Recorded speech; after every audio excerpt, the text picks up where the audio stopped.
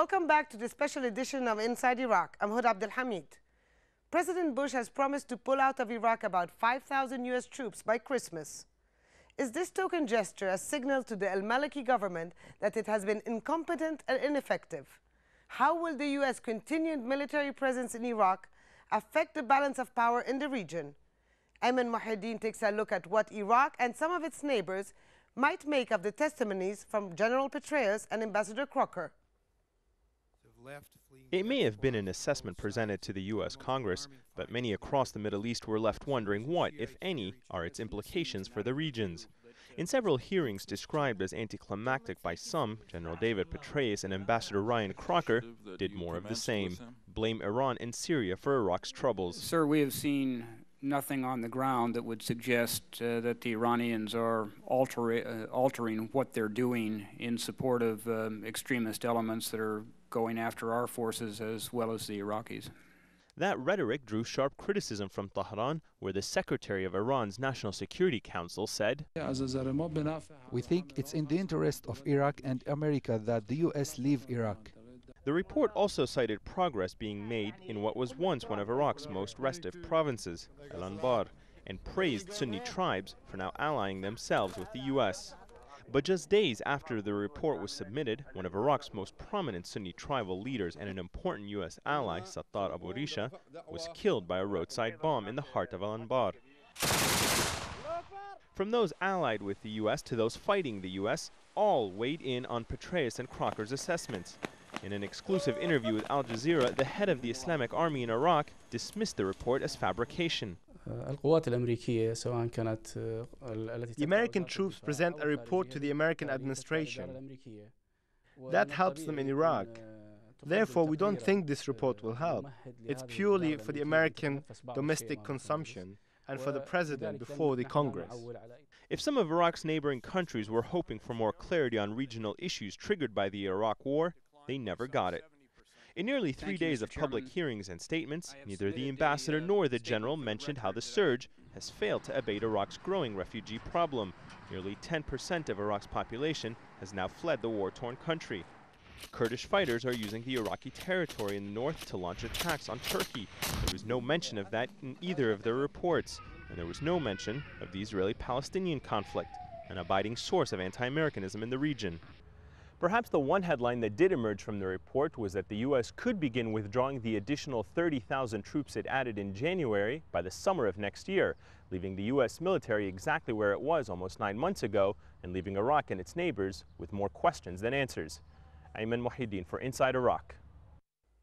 I'm now joined from Paris by Iraq's Foreign Minister Hoshyar Zebari, from Washington, D.C. by Carl Conetta, co-director of the Project of Defense Alternatives, and from Cairo by Dia Rashwan, senior researcher at the Al-Ahram Center for Political and Strategic Studies. Gentlemen, welcome to Inside Iraq. Mr. Zebari, I'm going to start with you. Both General Petraeus and Ambassador Crocker came under intense pressure when they were giving their testifying. Now, from an Iraqi point of view, how do you perceive what they said over the past week? Well, we welcome their reports, and I think they did a magnificent job in deflecting all this congressional and public pressure on the surge strategy, on the U.S. commitment in Iraq, and I believe they gave a very accurate, up-to-date assessment of the situation on the ground. Nobody had in his pocket to see any ready-made solutions or any magical solution to the problems and the difficulties we are facing, but they indicated how things are going forward and what needs to be done and what would be the consequences of an abrupt or sudden withdrawal of U.S. troops, because it would be devastating, I think, to Iraq, to its people, to the region, and to the greater interest of the United States and others in that part of Mr. Zebari, you say it was a fair assessment. Yeah. Now, Ambassador Crocker said that the Maliki government was dysfunctional and riddled with corruption. Is that a fair assessment? Well, I think we expected, to be honest, with a harsher criticism, but I think they were fair to the government, to its performance. Yes, we admit that we have our own shortcomings, definitely. We have to improve the performance of the government. The government is facing a crisis by the withdrawal of a number of ministers. People expect the government to move faster with the legislation that is pending in the parliament. People expect a faster move by the government, by the security forces, by the service sectors into those areas that has been cleared from insurgents, from Al-Qaeda and so on. So we are not running from our responsibilities, but I believe that this testimony, this hearing, will add new pressure on the government to move faster on the political front to support those gains that have been achieved on the ground.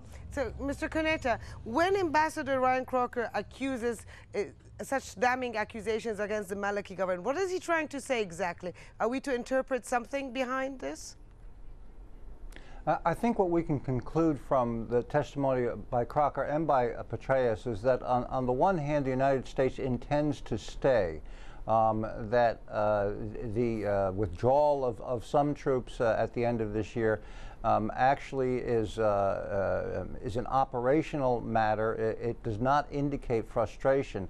However, what the ambassador has made clear is that there is a level of frustration.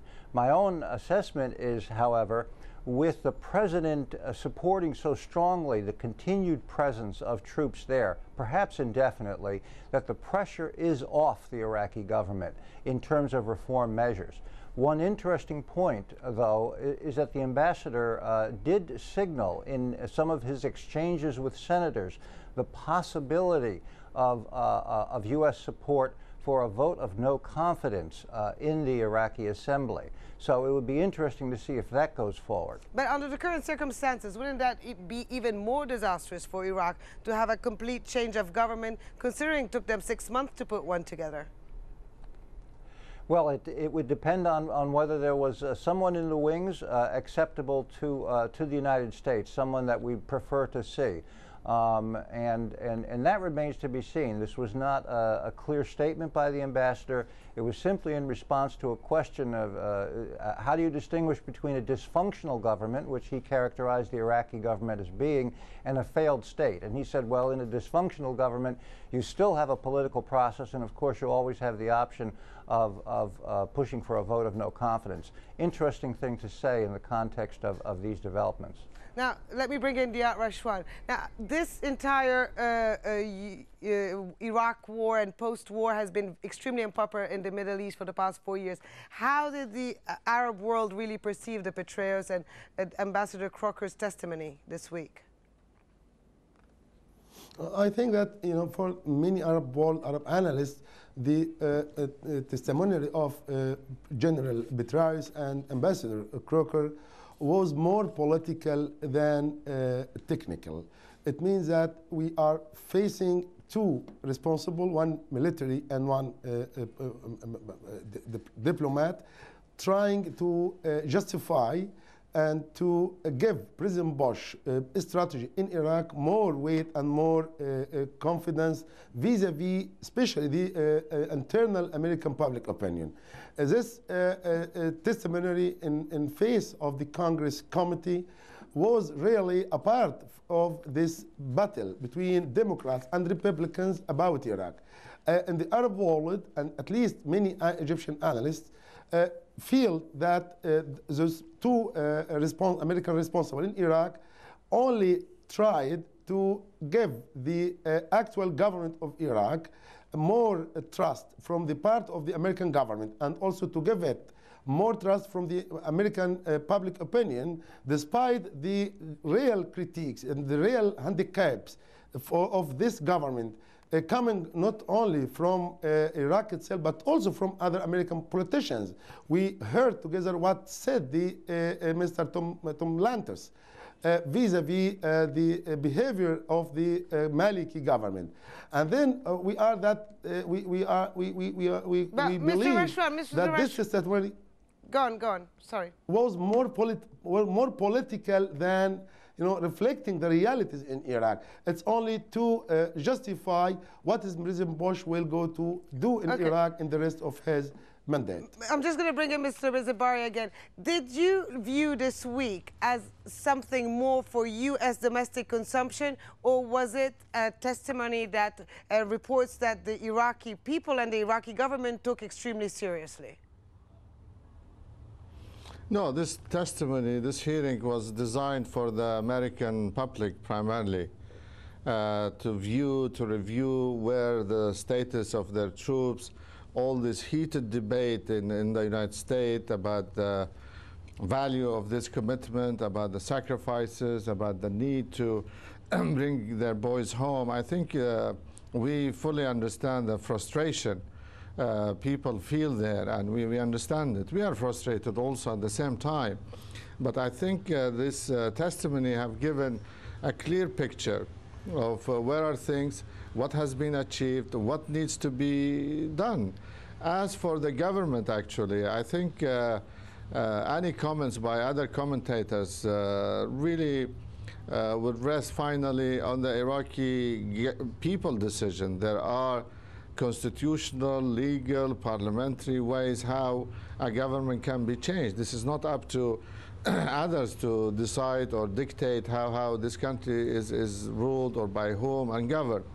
So I believe the government still has the support of the majority, still has a quorum, is still functioning, and it's working very hard to bring others, let's say, on board.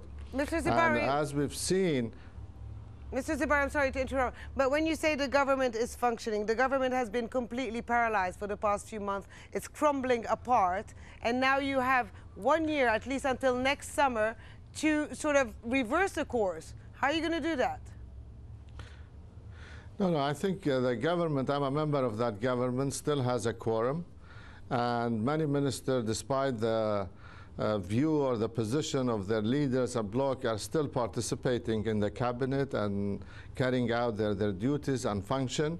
Yes, you will see soon, Huda, that there would be accelerated efforts to bring more ministers or to reach more consensus on the need to do a better job, both for the government and in the Council of Representatives. Especially, we are facing a number of very important legislations that needs to be passed to reinforce the process of national reconciliation. But the testimony themselves, I think, will establish an added pressure on the government to move faster on those areas. We'll take a short break now, and when we come back, we'll take a further look at the regional implications of the Petraeus report. The Iranian involvement has become much clearer to us, and there's no question that Iranian financing is taking place through the Quds force. General David Petraeus, US military commander.